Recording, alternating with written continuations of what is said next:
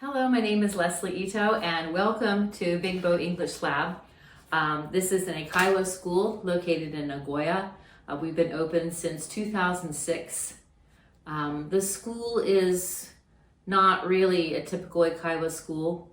We have 90-minute lessons with a strong, we have original quill lessons for the second half of the lesson, although we do use textbooks. And 10 minutes of every lesson is devoted to reading instruction or, reading together.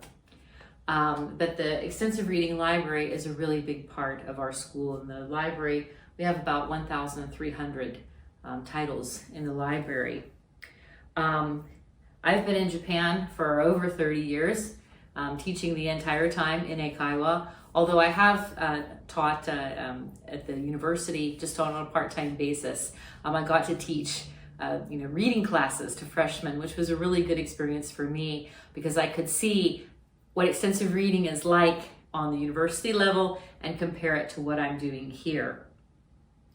I first became acquainted with extensive reading when I attended, there was an ETJ certificate course about I think it was the year 2000. And Rob Waring was one of the speakers and he talked about extensive reading. And I thought it was a really, really great idea. So I tried to incorporate it into my eikaiwa school for adults. Turned out a lot of the adults I had a very, very small library. And I actually wrote an article, a somewhat embarrassing article for it, for one of the ETJ publications at that time. I found out that the adult eikaiwa students usually didn't like extensive reading so much. They like to come to the classes because they like to talk and they like to listen and they just weren't so excited about reading. But then soon after that, I started working for Pearson as an academic consultant in 2005. And at that time was the SEG's 1 million words campaign. If you read 1 million words, then you'll become a fluent reader in English. And that was something that Pearson was working with. And that's when I really got more and more involved with extensive reading for children. So I opened up this school in 2006, soon after that, and we've been doing this ever since. So class sizes, before COVID started, I had an assistant teacher. Now I'm by myself. The classes are up to 10 students, and we have preschool classes all the way up to high school classes. Probably about roughly half the students at this school are returnee students. And it's one interesting observation that I have with a lot of the returnee students. When they were overseas, if they went to if they were in a majority English language country, so if they had gone to school in America or if they had gone to school in Canada, usually those students really got into pleasure reading, whereas the students who attended an international school in in a non-English speaking country like someplace in Europe or perhaps China, oftentimes they had never read a book for pleasure. Like reading a book for pleasure was almost like an alien concept to them. And then also too, I do get I sort of throw international preschool graduates sometimes into the returnee category. Because those students are really, really young, they adapt to pleasure reading very, very easily, even if they didn't practice that when they were in the international preschool. So like I said, the classes are 90 minutes a week. Because it's an eikaiwa school and because we only have 90 minutes once a week, we really don't have time to do silent sustained reading. So students are checking out books by themselves. The Lixon Library checkout system is utilized in this school. It was founded here, and then later I made it available to other eikaiwa schools. When I was doing my dissertation for my master's degree a couple of years ago, one of the things that I studied was motivation, and I surveyed the students, and 70% of them said that yes, they definitely read the books at home, even the little ones. So reading is getting done. The level of learners, I get kids who, some of the high school kids are reading novels. And then I have, kids when they come in at first grade, we start with the ABCs. We start from, A says apple, B says book, starting with very, very basic phonics. And I teach them how to read, and then, but even before the kids can read, they still can use, the book. They check out the books with the audio support. Because one thing about an eikaiwa school is I don't have grades. You can't fail my class. There's no external motivation to read. There's no test that you have to pass. So what I really have to focus on is the enjoyment of stories, finding your own taste in reading, helping you find that home run book is a really important part of, getting students to read when there's no, real external motivation there to do so. It really has to come from inside. So of course I can't motivate students. You can't motivate somebody to do something. However, you can create an environment where students are motivated to check out books. You can create an environment where students are excited about stories, where students aren't reading the story because the teacher told them to, but they're reading the story because they want to find out how it ends. That is extremely important, because especially small children, they don't really care about improving their reading skill. They only care about improving the skill if it helps them enjoy stories and books more. That's very, very pleasurable for them. For the results, you can't really quantify. All the students in the school, this eikaiwa school, I had a school a long time ago, and definitely students in this program do so much better than the students a long time ago. We do, voluntary testing. Students, they take the JET test. They take the MYLE. Well, MYLE has now been discontinued, so now they're going to start taking the YLE. And, the students, they pass, and they do very well with those types of tests. Which you really have to be able to read to be able to do well on those tests, because it tests all 4 skills. So the students are doing well with that, and a lot of the students that go through my program, the students, they start from when they're young and they go all the way through. They've had access to books. We also do things in the class too, where we all read like a novel together, and for those types of situations, of course the students, they learn to read, they have that support, they improve their reading skills. And so a lot of the students, when they get to high school, report to us, when I was going through University Juken, I didn't have to do, any of the English Juku. I didn't have to take the English Juku classes. I didn't have to study for English so much for University Juken because I already had those skills. So that, is really makes me really feel really good about that. Interesting observations, things that you just cannot just put books on the shelves and go, okay, kids, go. You have to make the students aware. I had a recently published paper, which was on a lot of my dissertation research, which was that kind of book whispering or very direct recommendation by the teacher is not really welcome by the students. Instead, they kind of indirect recommendation by the teacher. So for example, I do teacher read alouds, and I will explain what that is. Teacher read alouds, very easy to do, very effective. Just read the first book in the series or the first chapter if it's a longer book, and then set the books out before it's time to borrow the books. Indirect way of recommending books to students. Students choose the books that they want to read.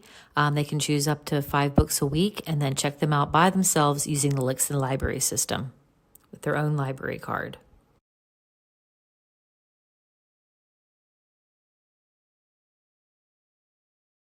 My group was, I don't work with younger learners, but watching especially the end part when she introduces the book and reads it out loud to the class, and sometimes I read sections out loud to classes and things, but then seeing the students get excited and going to the library and picking out the books and checking out the books, that's something I think I want to go home and try and do better with my university students is to get them to like get hyped, you know, for the reading process or going and choosing a book and then taking it home.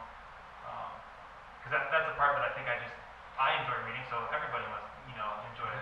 They're doing it, everybody loves it, but I think to actually get that in the classroom is a like, good way to get people pumped for reading. I've been working with our Asian Studies librarian to kind of revamp the kind of Japanese pleasure reading section. And yeah, like you say, students don't know that this is even a thing. And so often, each semester I take my lower level students and we walk over and I point to where they are. And I have them kind of sit through and kind of look and think what looks interesting to you. And so then they get a chance to become familiar with that. And then I have other activities that are related to that force them to get back in the library, and so that they can break into those kind of materials earlier on before they get to the higher levels. It gives them more, I guess, agency and freedom to come back now that they're aware that this is a thing that's available to them. And I think it motivates them to go back and just read on their own.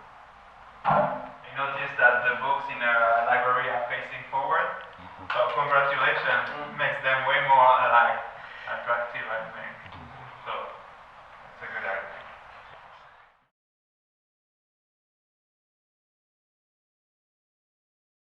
So thanks a lot, Tekka. Take it from here. Thank you for your time. Just before we start, does anyone teach in junior or senior high school right now? No, just in university. Okay, good. So I was a former ALT, and after that I became a junior high school, senior high school teacher. And this last year I started teaching in university. And this is a little bit about my experience. So first I'm going to talk about myself, my extensive reading program, results from a pre-post survey, and some observations I've had. And I'll try to make it more applicable to the university setting as well. So first a little bit about myself. So my first time teaching in Japan was in Niigata Prefecture. Does anyone know Niigata? Yay! A lot of good second rice. So there's very, very low level of English. And I taught in Niigata, and then I came to Tokyo, and it was a lot different. But as an AOT, I couldn't do much. So I decided to get a Japanese teaching license so I could help my students more. And then, but even then, I didn't think it was good enough. So that's why I actually went into academia. I first started extensive reading in a private junior and senior high school in the Kanto area. And what I did was I first started with an advanced class, group of students with eiken pre-2 and above, and returning students, because I thought that'd be the easiest place to start extensive reading. Then I moved on to my second year of high school TOEFL class, and then later I put it into my eikaiwa class as a warm-up. I did it in both junior high school and senior high school. And today I'm going to be talking mainly about my high school class.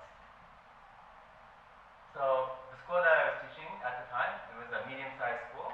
Each year group had 7 classes of 35 students. And there was one English course, one science course, and 5 prep courses to prepare for GMARCH and above universities. Each student had 10 classes a week, which were 50 minutes. And out of those 10 hours, I taught 2 TOEFL TOEIC preparation classes. So now about my TOEFL class. So what I did was, I was thinking, how come they're in second year high school and they can't read simple textbooks? And so what I did was, I walked around the school. I found a lot of graded readers at the back of the room with lots of dust on them. So what I did was, I gathered all the books from every floor and I put them in the library. And I talked to the librarian. I said, do you have some money to buy more interesting stuff that's more like up to date? And she said, yeah, we have some money. Why don't we use the magazine budget? So she let me put all the graded readers in the magazine section. And I got Disney readers, Marvel readers, and I got like X-Men, Spider-Man, Thor. And I talked during lunch break, I would talk to the students and see what their interests were.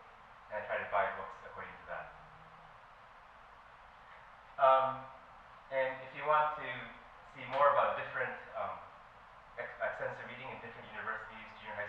junior high schools, please take back some of these newsletters. There's a lot of examples. Some of them are failure stories, so you can learn from the failure stories as well. Yes. There's quite a bit of failure stories. Yep. So what I did in my TOEFL class, I was very new at the time, so all I knew was using the Oxford bookworms, and I had the weakest class. So my high school was around a 65 level of deviation, which is a little bit above average, and they were around pre-2 of the AIKEN level. And so what I started to do was I said, okay, and so I read the Todd-based successor reading book. I said, okay, you gotta read one book a week. Let's go. But that did not work. So eventually what happened was there was one book every 2 weeks. And that was more manageable. In the course, I also did a lot of core skills stuff. So I actually showed this site called News and Levels, and shows the news articles in 3 different levels. And I also did a few more activities. So for example, for the extensive reading, what I did was I just made them do a quick book report. They, what did you read? Where is the story set? Who are the main characters? What is the story about in 2 sentences? And who would like this book? And I thought this would be the most important part, because when students present to each other about why they like a book or who they like this book, you think, oh, can I follow that book next? And that motivated the students. The other thing I did was the news report. So in News and Levels, the students got to choose any article that they wanted, depending on their interest. And they would choose their favorite article, and then they'd make a quick 2-3 sentence summary. And I wanted to get some critical thinking, so I asked them to say, what did you think was important about this news article? And please share that with your classmates. So after they did this in 10 to 15 minutes, they would share their answers with 3 other classmates, and then subtract that. So here are the results. So what I did, when I did this, what I noticed was with just one semester of extensive reading, everyone went to the next level of AIKEN on the written exam. And in private schools, they have this thing called the Beniko test. It's a national test, and it checks the levels of all the students in the different high schools, and you can see what are your chances of getting into Meiji University or Tokyo University or whatnot. And on the national ranking, my students went up 3.8 points in 1 year. Yeah, and if you want to know a little bit more about the Beniko test, it's 5 subjects, so like Kokugo, math, English, some certain science classes, and they rank you nationally. Usually around 60,000 people write it every year, so it's not all the students in Japan. It's just the private high schools that have a little bit more money to pay for the system. So here are results from my pre-post test. So my class here is the C class, and they were around 52.6, which is just a little bit above the national average. And they went up 3.8 points.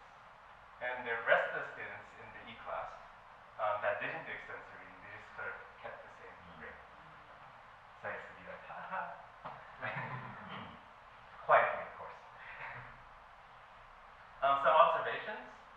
So what I found was there's a lot of increased intrinsic motivation. So some students were reading during break. They were reading outside of class, in the hallway, in the gym, on the bus to go to their club activities. Some students came up to me and said, hey, Tekka sensei, do you know any books, for sports, or do you know any mystery books? And they would ask me. And I think that's very important. If you have to read all the graded readers as well yourself, so that you can recommend the right book for each student. And what was really interesting was in the AIKEN test, there's a narrative section, there's 4 pictures, and you have to describe it. And what I found was my students used to have these mechanical answers, but even though they couldn't use difficult vocabulary, it sounded natural. So that's the thing that impressed me the most. So it wasn't a deep L translation. So what can teachers do? The most important thing I think for extensive reading is in junior high school or senior high school is explain the connections between the high stakes exams. Even in universities, I think now they have you need to get AIKEN level 1 to go to third year, or you need AIKEN level 1 to graduate from the university. They're starting to implement that. At least in my university, they started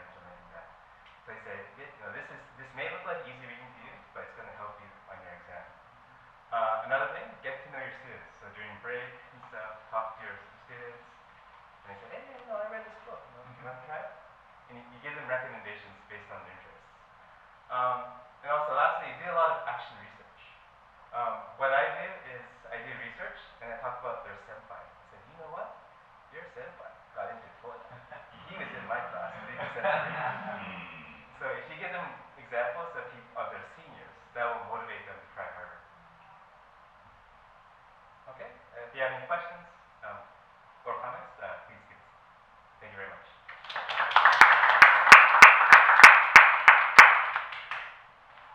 Yes. So I'm all with you about knowing the book so that you can really connect with the students, but at the same time, not knowing some of the books gives them an opportunity to tell you about them. So like a student's faced with Did you have any trouble getting the returning students to read graded readers? No, because I kind of tried to find the right level for them. So there was. It wouldn't be too easy. And when I actually try to push them to read like authentic texts, because they're like, oh, I can do that. Like, I said, okay, let's read Harry Potter in the original. They're like, no, let's go back to the graded readers. Did anyone have any difficulties when they did extensive reading in their universities, and how did you fix that, or how are you continuing to try to succeed? So I think one struggle is getting students to recognize what it means to understand 95, 98%. A lot of students, they'll come in and they're gung-ho about Harry Potter, and they just want to read it just as is. When in reality, their level isn't they're not at the ability to read it as an extensive reading activity. And so one thing I've done to kind of help them realize their own ability level is I show them what I've done is taken a little conversation from a first year textbook and I've switched out some of the words for nonsense words. And so it makes it so the text is at 80%.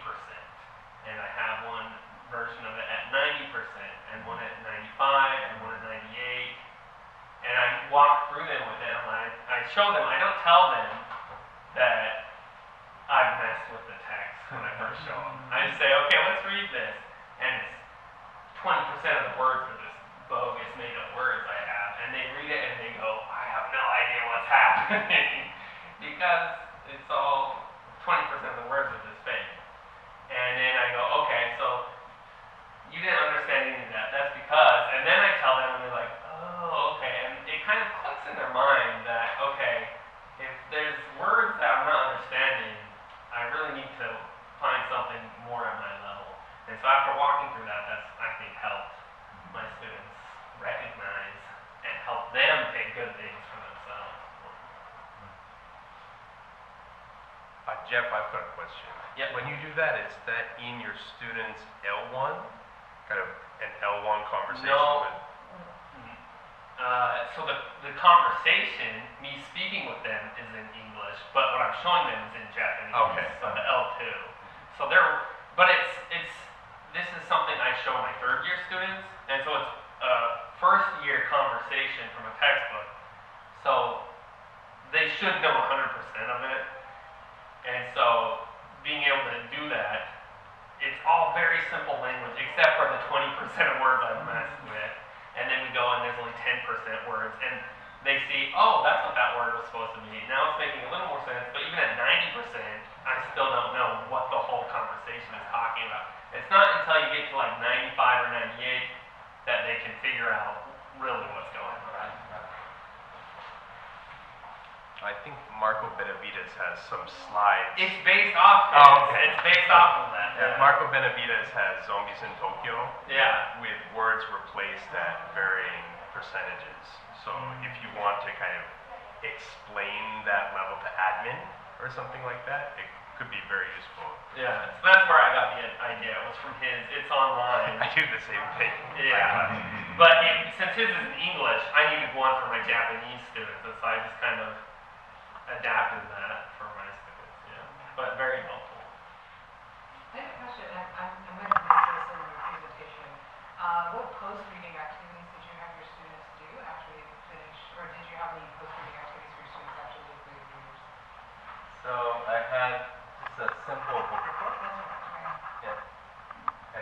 simple as possible. Okay.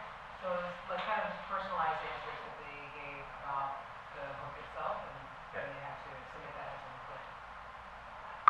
Did they do any discussion or anything as well with the book, or? Yeah, so after reading the book, they have to interview 3 other students Okay. and talk about their book. Okay. Sorry, I Yeah. And that's when they recommended it, they said, oh, just give me that book now. okay. And they could see that, and then they said, yes, I did my job. Thank you. Yes.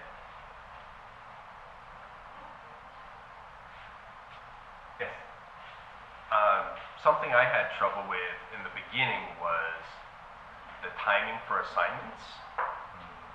So I wanted to be really flexible with my students, so I gave a weekly assignment, but soon the students realized that they could do it in the last week and still pass the class because I was accepting late reading. So like if you don't read this week, you can read next week. And when I interviewed one of my students who didn't read, he's like, well, my engineering class, if I don't get that assignment in, it's an F. Your class, if I don't get it in, I could do it next week. And that just continued every week until it was an F. So I changed my assignment so that half of their reading is based on reading every week. Did you do it or not? And then half of their reading, or half of their score for reading is based on how much did you actually read in total. So I explained to the students, if you want to save it all for the last week, you automatically get a 50% cut. And that's really cut down on a lot of the saving it for the last minute. That was my next question, or not a question, but this problem we've had is like students wait till the very last minute and then do whatever they can to try and get through, and then it's working. So how do you make that not work? I usually have really small weekly goals. How? So sort of not per week. What I do is I try to find out how quickly my students read, and then I calculate what would they read in 1 hour. Yep. So, Do you have the spreadsheet I created for doing that? no. Okay. That's why a bunch of people, yeah. It basically lets you plug in the numbers, how many minutes, what your student's average reading speed is, the number of minutes, and calculates. And does more stuff with that. Yeah. I'm pretty sure. Yeah, I created it after a conversation with Mary. So, Okay. yeah, but that's 5 or 6 years ago. Okay.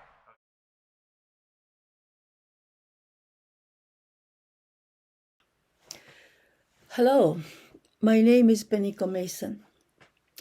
40 years ago, I was teaching a reading course using the intensive reading method, but it proved ineffective in helping students develop reading skills in English.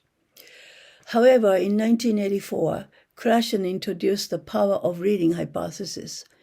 This hypothesis suggests that individuals develop reading proficiency by engaging with captivating and comprehensible texts. I became fascinated by this hypothesis. That year, I implemented graded readers into my teaching at a vocational school, resulting in notable success. I witnessed that students enjoyed reading graded readers in English. More students passed an English proficiency test. It encouraged my decision to integrate extensive reading further. Subsequently, in 1985, I extended this approach to a junior college setting, catering to diverse demographics ranging from university and secondary school students to adults, including senior citizens.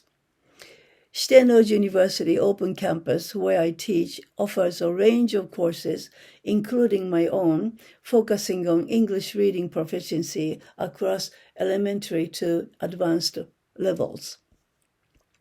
Class sizes range from a few individuals to approximately 15 students per course. Most students typically fall within CEFR levels A1 and A2, with initial TOEIC scores ranging from 150 to 350. However, their proficiency usually progresses to levels B1 and B2 over a few years. These courses are conducted once a week for 90 minutes, spanning 10 to 12 weeks twice a year. The primary reading materials consist of graded readers sourced from various publishers. As students advance, they explore books for native young adults and authentic books for native English speakers. Our library has a collection of over 5,000 English books. Reading assignments are completed at home after the initial introduction to the books in the library.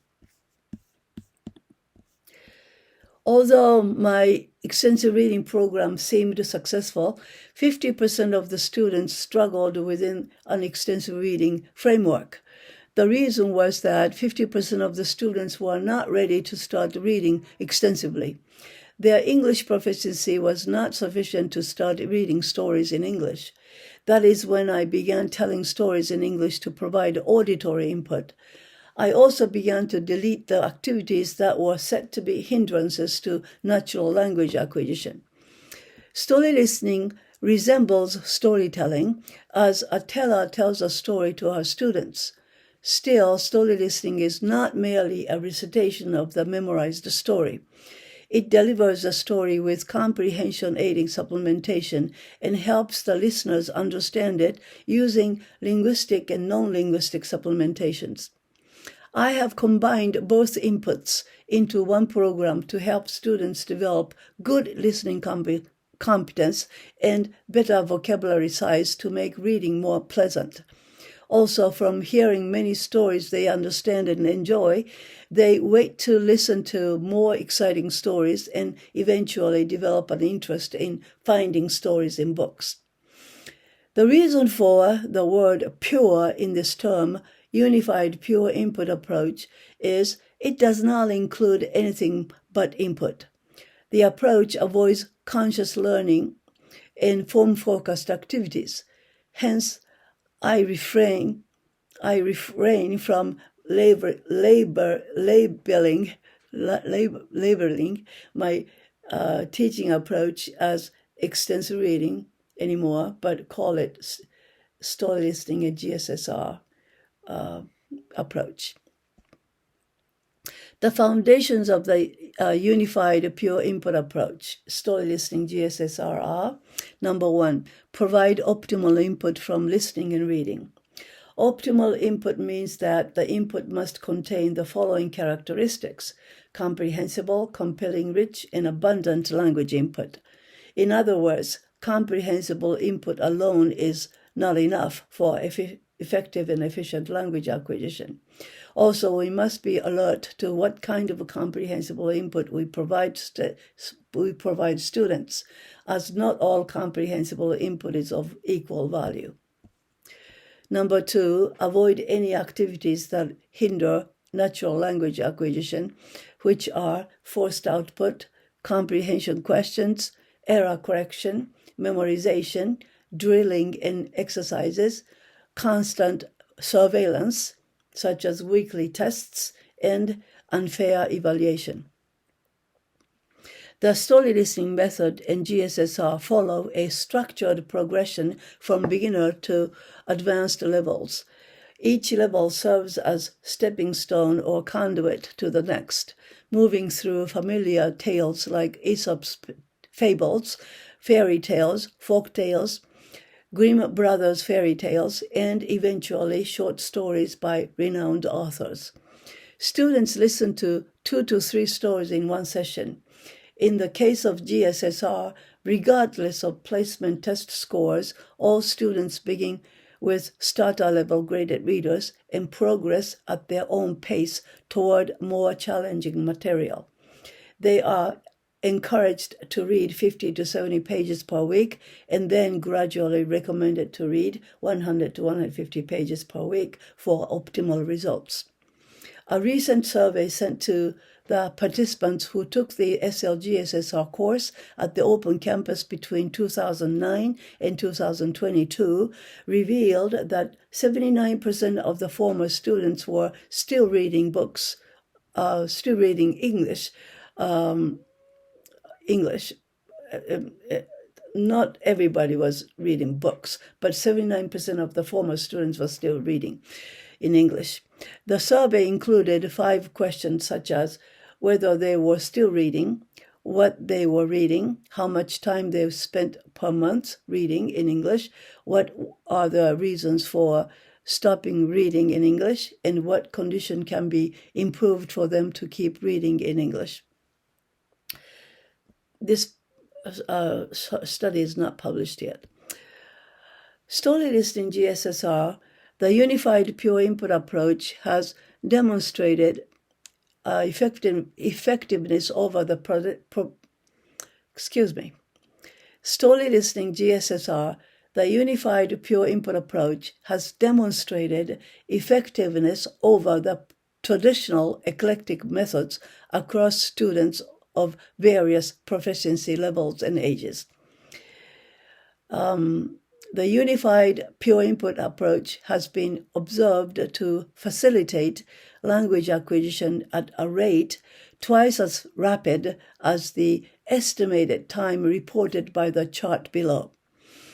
Considering the data presented in the accompanying chart, individuals engaged in UPI typically achieve TOEIC score improvements in half the time, as documented in previous studies. In other words, it is much more efficient.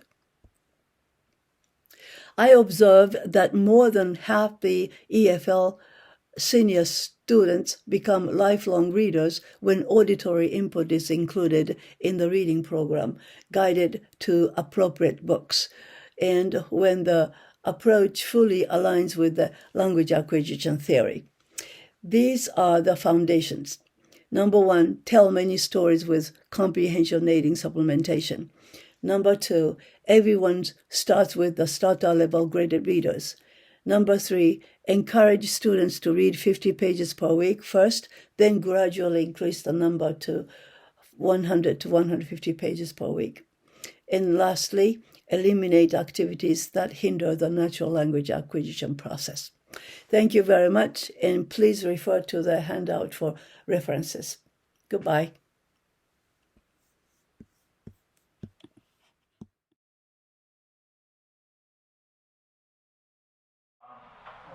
I love the presentation, and it was really informative. And I was just wondering if you could maybe have some, maybe they would be willing participants to give a model of the story time and show us what that is, because I heard the explanation, but I want to hear the story too. So maybe if you have a chance or an opportunity with some willing students to make an example of that. Okay, so yeah, we talked about how helpful the audio is in getting students to kind of follow along with the readings, to keep pacing with how the reading velocity goes, but also like not getting hung up on how words might sound. If like if you're reading and you get to a word and oh, how do I say this or how does it sound, you can kind of stall, and then that might cause you to lose track or lose focus. And we also talked about kind of how like when you're growing up, your parents read to you, so you don't know the words on the page, your parents help you through that, so that kind of like gives you that, when you have the audio along with the reading at the same time, it gives you that support that helps you to get through the text in a more effective way. So I thought that I made those connections when I was listening to the presentation. And then we talked about different activities, about how to use audio in classrooms and how to use audio in, to make learning more effective for students. And we talked about book clubs and various other topics, but yeah, no, overall, it was a really nice presentation of how her project really was very effective. I just wanted to say something about the audio too. I've got a question, because I know a lot of the books have a CD, but I'm curious, you mentioned something about the prosody and everything. that added nonverbal stuff to help make it more easy to understand. Are you making a different recording? Are you doing this live? Are you providing something that's kind of enhanced audio compared to what the publishers are producing? I'm kind of curious about that, so if you could tell us a little more in the future, I'd love that. Hello, thank you very much for your video. I actually taught a really difficult textbook called New Treasure that has 0 comprehensible input in junior high school. And I saw your website, and I saw a little bit about your storytelling. And I tried to do that in class, and that students could understand a little bit better. So thank you very much.